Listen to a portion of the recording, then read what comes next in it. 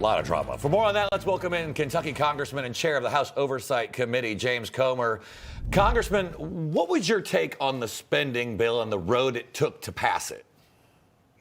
Well, I think in the end, I think we got the best deal we could get. Remember, the Senate is still controlled by Democrats. The road was rocky, and I think this was a good lesson for everyone as to how the process is going to be moving forward. President Trump won by a mandate.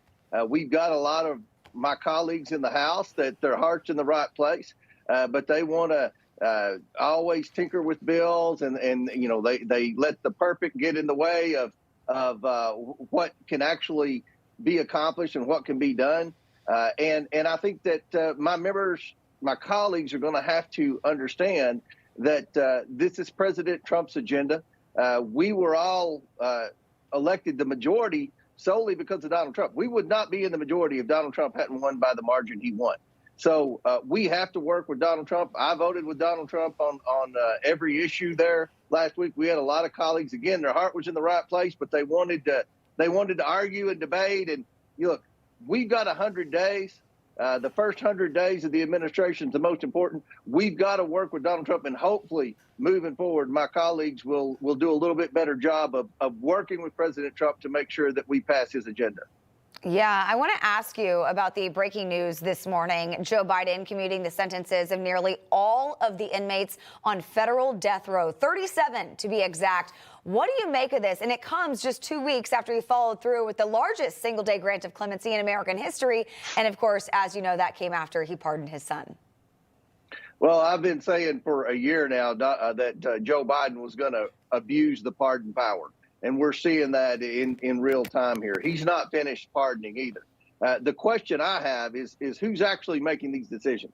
Because we've all seen Joe Biden. We saw him when Jill Biden was reading the Christmas book to the kid. It just appeared that he doesn't even know where he is right now. And I fear that there are staffers, overzealous staffers, that are going to really abuse this pardon process. We know his family has already been the subject of abuse, and I don't think Joe Biden's finished pardoning his family. So I think you're going to see pardon reforms after Joe Biden leaves. I think you're going to see ethics reform after Joe Biden leaves. I mean, Joe Biden's legacy is so beyond the word tarnished that it's hard to explain how history will remember Joe Biden as the most corrupt president in our history. Yeah. You know, Congressman, I want to ask you about Speaker Mike Johnson's future. We had multiple lawmakers who talk about whether they thought he was the right man to continue as Speaker, even with your colleague Thomas Massie saying outright he would not vote for him. Do we see another prolonged Speaker battle coming in basically a week and a half? I hope not.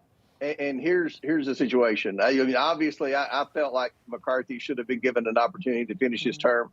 So, it was Mike Johnson didn't ask to be in this position. This was the result when Matt Gaetz and 7 of my colleagues joined with 211 Democrats to vacate the speakership. And that was a 3.5-week ordeal. This is a tough job.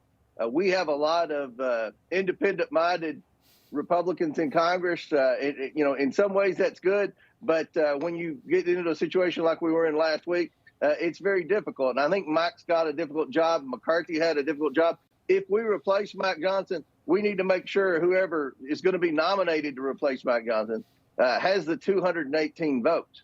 Because right now, I don't think anyone in our conference can get 218.